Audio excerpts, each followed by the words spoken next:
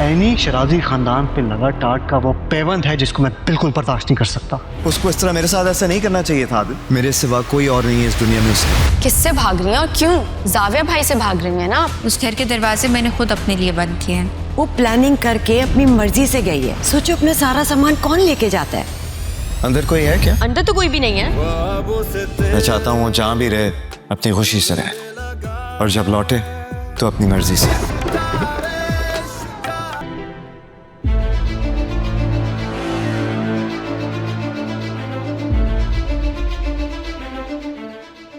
राहा?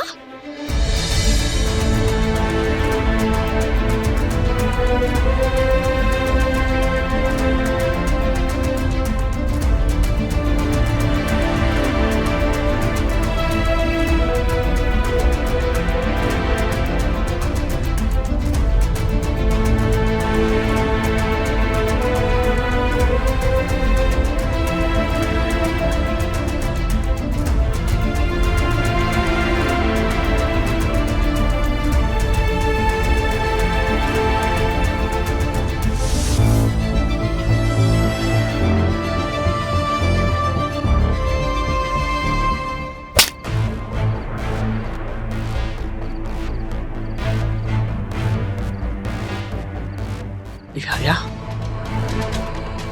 तुम्हें तो डूब के मरना चाहिए था। और तुम को यहाँ बाहों में बाहें डाली यहाँ आ रही हो? अरे यहाँ आने के बजाय मर जाती तुम। Shame on you!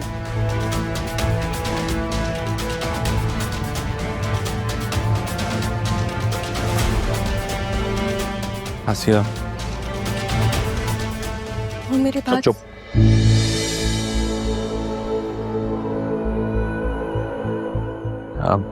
फरीद भाई, प्लीज आप सबसे कहें कि अभी घर चले जाएं। हम कह दीजिए रियली सॉरी।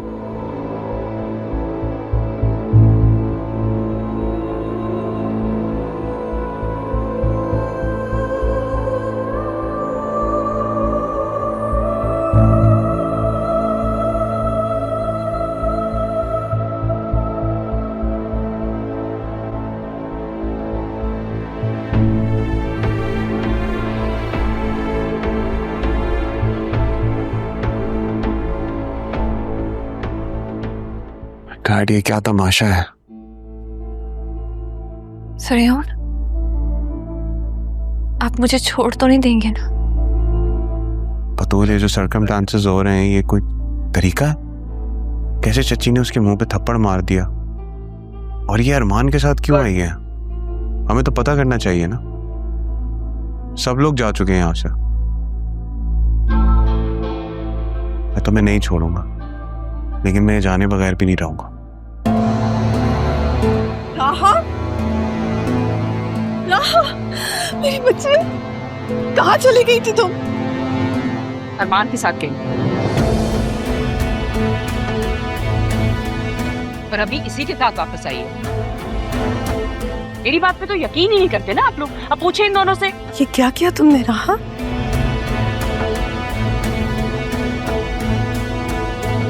अपनी नहीं नहीं, मुझे पार्लर के सामने से किडनैप किया गया था।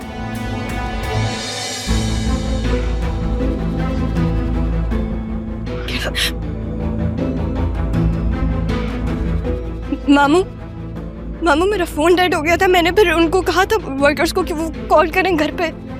घर पे कोई कॉल नहीं आई।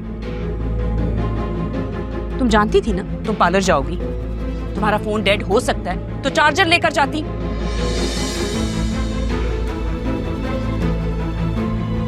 बहुत बड़ी प्लानर हो भाई तुम तो। मैंने कोई प्लानिंग नहीं की है, मैंने नहीं किया है ये।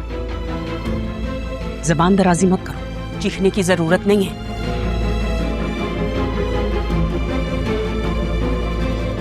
बहस करने से, चीखने से तुम्हें क्या लगता है तुम सही हो जाओगी? इनफैक्ट जो लोग बहस करते हैं ना वही गलत होते हैं। चलो भाई ठीक है, मान लिया, हम तुम्हारी बात पे यकीन कर लेंगे। ये सब जो लोग हैं इनका क्या? इनको कैसे यकीन दिलाओगी? मामू अम्मी आप लोग कर रहे हैं ना मेरा यकीन, मुझे दुनिया से कोई फर्क नहीं पड़ता, आप लोग तो कर रहे हैं ना।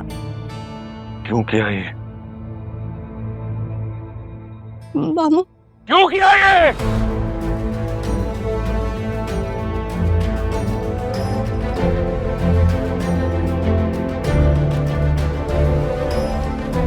ठीक है, मैं तुम्हारी बात पे यकीन कर लेता हूं।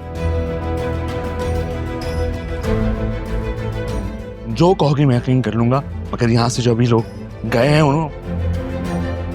उनसे क्या कहूं? उनको कैसे समझाऊं?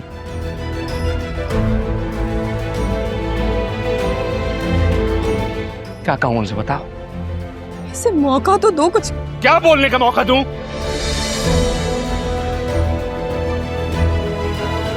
पूरी जिंदगी इसी की तो सुनी है हमने।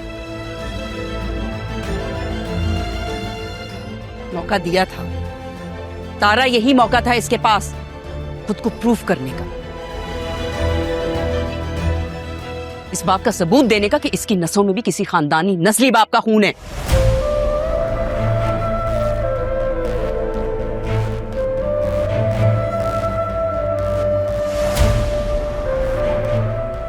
आपने इसे यहां इसलिए छोड़ा था ना कि आपका साया इस पर ना पड़े।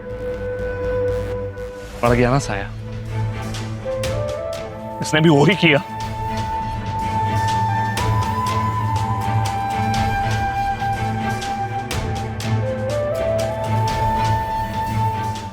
पापा का ख्याल तो कर लेती। उन्होंने पाला है तुम्हें, हमने गोदों में खिलाया है तुम्हें, अब उन्हें हाथों से मुंह छुपाना पड़ रहा है। आप एहसान जता रहे हैं। एहसान ही समझ लो। उनकी इज्जत का मान तो रख सकती थी ना, तुमने तो वो भी नहीं किया रहा।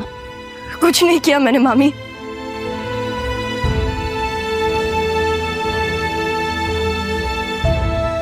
खुद को संभालें बाबा, जो होना था वो तो हो गया ना। और तुम अब क्यों आई हो यहाँ पर? चले जाओ यहाँ से।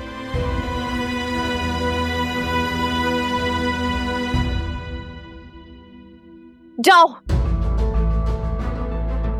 तमाशा लगाने आई असिस्टेंट कमिश्नर के साथ। बस आसिया बेगम, मेरा बेटा ऐसा नहीं है, खुदा के लिए उस पर इल्जाम मत लगाएं। तुम ही हो ना जो यहां से इसको खबरें देती रही हो।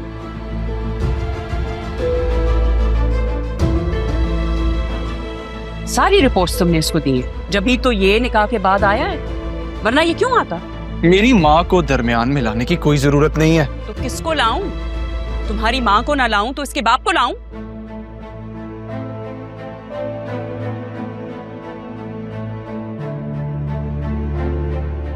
सुनो,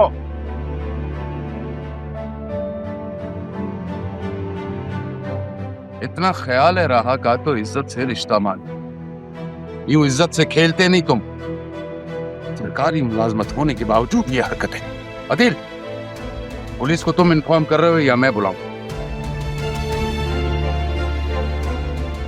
सजा तो मिलेगी इसे। रहने दे वसीम भाई, ये तो असिस्टेंट कमिश्नर है, इसको किसी ने क्या पूछना है? सोसाइटी में तो हमारी इज्जत है ना।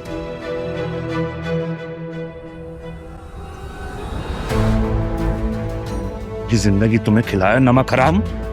आदिल भाई, गिरेबान छोड़े आप अरमान का।